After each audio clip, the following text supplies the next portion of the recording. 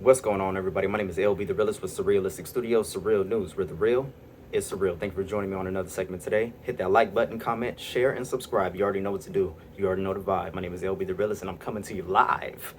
Actually, this isn't live. It's pre-recorded, but it worked for the rhyme that I was doing. So, anyways, the race in Ohio concerning Nina Turner and Shontel Brown, the corporatist who's running as a moderate Democrat with all the moderate Democrat support.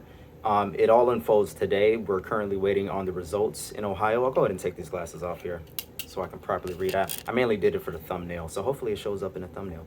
So let's go ahead and read from The Hill. It's called The Memo. Left pins hopes on Nina Turner in Ohio after recent defeats. So I know a lot of you are not in support of Nina Turner simply because she's a Democrat.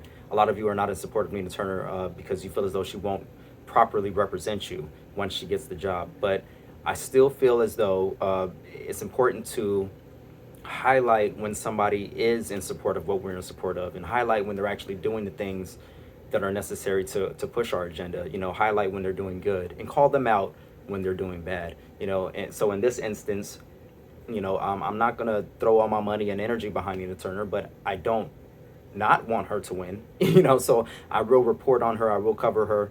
I feel as though I should have covered her more in the weeks leading up to her race, but you know, it is what it is. I'm doing it now, so we're gonna go ahead and see what happens in this race. Like I said, we're just awaiting the results today, so I'll go ahead and read this article from The Hill, and I'll leave it down below if you guys want to check it out. Excuse the sound. I'll try to enunciate and vocalize and project my voice as much as possible. I have this fan going. It's really hot in California. Where I stay in El Cajon right now, it's like over 90 degrees. It's like 95 degrees today. So I'm in this hot box of a room, and I'm hoping you guys can hear me well. All right. If not, don't worry. Put some headphones in, bring the camera a little closer, and your boy will get better studio equipment soon. I promise. So, the left of the Democratic Party is pinning its hopes on a primary victory on Tuesday to ease the pain of some recent disappointments. Nina Turner, a former Ohio State senator who served as a high-profile surrogate for Senator Bernie Sanders, an independent from Vermont, during the 2020 presidential campaign, looks to have the edge to win the Democratic House primary in the state's 11th congressional district. The seat was previously held by Housing and Urban Development Secretary Marcia Fudge. Turner is backed by Sanders, who campaigned for her over the weekend, as well as progressive representatives Alexandria Ocasio-Cortez, a Democrat in New York, and Cori Bush, a Democrat in Missouri, and also as well as Jamal Bowman, a Democrat in New York. But the large polling lead she enjoyed in the early stages of the race has been winnowed down. Turner's main rival, Cuyahoga County Democratic Party Chairwoman Shontel Brown, is in with a fighting chance. If Brown were to pull out a win on Tuesday, it would extend a series of letdowns for the left that encompasses the New York City mayoral primary and the Virginia gubernatorial primary, which were won respectively by Eric Adams and Terry McAuliffe. I think that's how you pronounce it. Both men are relative moderates who vanquished left-wing challengers. Those defeats have raised the stakes on Tuesday. We need Nina. I need Nina. Please send me Nina, Ocasio-Cortez urged voters at a Cleveland rally for Turner late last month. Sanders, alluding to critiques leveled against Turner by outside groups, told CNN over the weekend, why are they spending, let me do the Bernie Sanders accent. Why are they spending millions of dollars trying to defeat her? The answer is obvious. They're afraid of her. There we go. But the vital primary is increasingly hinging on questions of tone and approach as much as an ideological divide. Turner, a supporter of the Green New Deal and Medicare for All, is a notch or two to the left of Brown, whose record nonetheless suggests she would be a reliable vote for President Biden's agenda. Both are black women, a germane point in a party that champions issues of racial and gender justice. The big difference is in rhetoric. Turner was notably outspoken even by the impassioned standards of Sanders supporters during the 2020 campaign. That makes her an admirable fighter in the eyes of her fans, but her detractors fear her approach as counterproductive. They also raise the issue of her loyalty otherwise to Biden. A 2020 remark in which Turner compared the choice between then President Trump and Biden to one between eating a full or a half bucket of excrement has been amplified by supporters of Brown. I mean, honestly, that's literally, I mean, that's theoretically what it's like. it's, it's like a full bowl of crap or a half bowl of crap. You're still eating crap either way. You don't want to do either one of them, but one's just a little more full of crap. But that's kind of disingenuous at the same time, because both crapfuls are pretty full. There's a lot of crap in this bucket, and there's just as much as crap in this bucket, if not more crap, depending on what kind of crap you're talking about. So either way it goes, it's a crappy conversation. House Majority Whip James Clyburn, a Democrat in South Carolina, has been Brown's most important backer. I just don't know why all of a sudden in this country we like to hurl these insults, Clyburn told this column on Monday. I'm going to do my part to increase civility in a political world. Clyburn pushed back against the idea that either he or Brown were less progressive than Turner and her biggest supporters. Yeah, bullcrap. Like, let me look, check this out. I know these people have done a lot of protesting. I know they've done a lot of rallying and a lot of organizing, and they've put in their work. But they can be a lot less progressive in a lot of areas. You know, when it comes to Medicare for all, when it comes to a Green New Deal, a lot of these things are not supported by these people like James Clyburn. And they like to down talk us. They like to down talk other Democrats or other progressive Democrats, basically saying that, like, you know, we don't have enough experience, we don't know what we're doing, we don't know what we're talking about. And then they use the term progressive just like Hillary Clinton, so that dilutes the term, and it makes it so that nobody really knows what these words mean anymore, because the people that are saying they're progressive are not for real progressive ideals and policies. So these people make me sick, man. I mean, like, I'm not the type of person to just go all scorched earth. You know, outside of New York, all scorched or hot dog. You know what I'm saying? But I'm not that type of person. Like, I like to give people credit where credit is due, and I don't like to forget all of the positive and all of the positivity that, you know, they've given to the movement, and everything that they've done, you know, for not progressivism as a whole, but for activism, you know, and for pushing for the policies that the people need. But at the same time, I'm not afraid to call those people out where I feel like they're slacking or I feel like they're wrong, because they're just flat out wrong on some of these issues, you know. So let me go ahead and continue here. He goes on to say, James Clyburn, I have been out here fighting for these battles for a long, long time, he said. People know I met my late wife in jail. Former Representative John Lewis and I were original founders of the Student Nonviolent Coordinating Committee, or the SNCC. I would put my resume up against anybody's, but I don't think being progressive or moderate should dictate whether you are pleasant or respectful.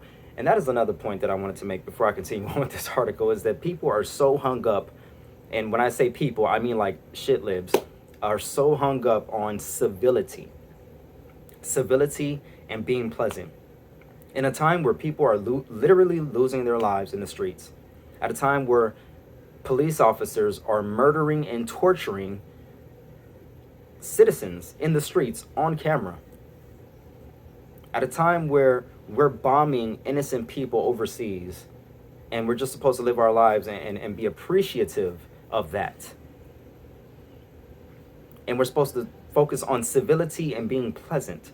In a world where they're bashing our heads in, they want us to ask them politely to stop, while being nonviolent about it, while they're being violent towards us, being violent towards the people that are the most disenfranchised, the most vulnerable of a population. But we're supposed to be civil. You know what I say? You could take your civility and you can take your pleasantness, you can put it in a tightly wrapped ball, you know what I'm saying? And you just go ahead and put that somewhere where the sun don't shine. I'm sorry if I had to get a little bit descriptive there. These people really irritate me. Okay, let me continue on with this article.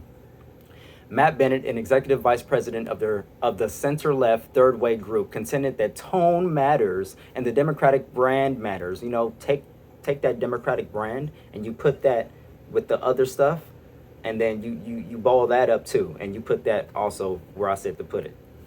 He added, it matters in an age where relatively junior members of the House can have an outsized voice on social media and help define what it means to be a Democrat. to the detriment of their colleagues in swing districts. Still Turner's vigor, I'm turning over tables on behalf of the poor, she tweeted on Monday, has drawn passionate supporters. It has boosted her campaign coffers too. She has raised about $5.6 million for the race, more than double Brown's $2.4 million. So Nina Turner actually outraised Shontel Brown. Wow. Unaligned Democrats in Ohio think Turner could enjoy a potentially decisive enthusiasm gap. Jerry Austin, a Democratic strategist in the state, not affiliated with either candidate, said he would be surprised if Turner did not win, even though his own sources consider the race too close to call. The people who are for Nina are more enthusiastic and passionate than the people for Shontel, he said. And we all know how enthusiasm and passion goes. It doesn't always work out in our favor. But, like I said, today is the day and we shall see. Meanwhile, Turner has been highlighting her support for former President Obama, featuring footage of the two together in a recent ad that also touted her endorsement by the Cleveland plain dealer and some labor unions. Some of her backers are also loath to accept the left versus center framing of the race. Cleveland Mayor Frank Jackson, who has endorsed Turner, told his column that her critics are obviously some people who believe Nina Turner would not represent their points of view or fall in line with their ideology or dogma. That to me lends another qualification she has, which is that she will be independent, the mayor added. What she stands for is what everybody wants. They want a better quality of life. They want to be healthy. They want their kids educated. I don't see where that is a progressive or a conservative thing. And he's absolutely correct in that. I would like to point out that it's interesting that Nina Turner is touting support for former President Barack Obama. And I guess I see why she's doing it, but it's not a great look. For all of these things that I just said, people being bombed overseas, police killing protesters, the treatment of protesters at Standing Rock, protesting the pipeline. It's incredible. During Obama's presidency, it's amazing to me that people still want to tout his support. But again, I see why she's doing it, because Obama is the golden child of the Democrat Party, or you know what I'm saying. Like, you can't say anything about Obama. You can't say anything about Obama. Like, I can barely say anything about Obama in my house. You know what I'm saying? Like, a lot of my family members are still on that, on that train of thought. They're still in that Obama bubble.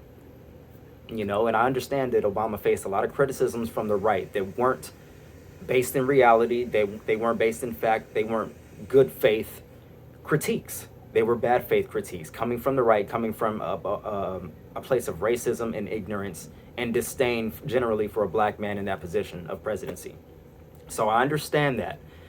But I also understand that Obama was no saint. Okay, and I don't want to go there in this video because that should be clear that Obama did a few good things, but overall, he still contributed to the killing of civilians overseas. He still contributed to letting protesters get their heads smashed in and their hands blown off. It's just incredible to me, but this is the reality that we're living in, folks. Let me continue with this article. Literally, I have 2 lines to go, and I keep interrupting to go on rants, because this is what I do. All right, so make no mistake, though, a Turner victory on Tuesday will be viewed by the left as a win in their broader struggle for the soul of the party. And if she is defeated, progressives will once again find themselves facing hard questions. All right, again, that is from The Hill. It's called The Memo, Left Pins Hopes on Nina Turner in Ohio After Recent Defeats. And I will be paying attention to the election results. I think I went on Google and I typed in the Ohio race, and the Washington Post popped up, so they will be tracking it. I'm not sure who else is tracking it, but I will try to keep into. I'm sure Twitter is going to be tracking it, so I'll hop on Twitter too. I don't hop on Twitter enough. I think maybe I should, but Twitter can be very toxic. Very, very toxic. Even when you're just raising questions, people want to, people just want to talk trash to you. Even when you're not even being insulting, you're not being mean or anything, people will drag it out of you. And I just generally don't need that in my life.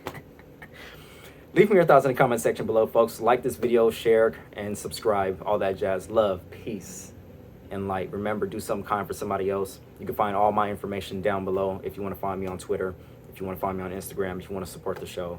And again, even if you don't support Democrats in general, and you say you will never vote for a Democrat, if you believe that Nina Turner does stand for the things that she stands for, at least she's just doing it in a way that you disagree with, you should still absolutely support her. Not, financially always, not always, energetically, but you should have support for Nina Turner, and, you should talk about her positively as if she is doing something good. At least she's trying to do something good. I don't have any evidence that she's actively working against the movement, so I'm not going to go that route. But I just disagree that she can stay in the Democrat Party and reform them, But if she does win, I really hope that she does. I really hope that she sticks to her guns, she sticks with the values, and keeps delivering for the American people like she says she will. So, with all that being said, folks, again, leave me your thoughts on this matter, and perhaps maybe you could educate me, on some things that I missed or some things that I'm ignorant of. We can all educate each other and build a community of people that are not only educated, but willing and able to be educated. Till next time, folks, I'm out.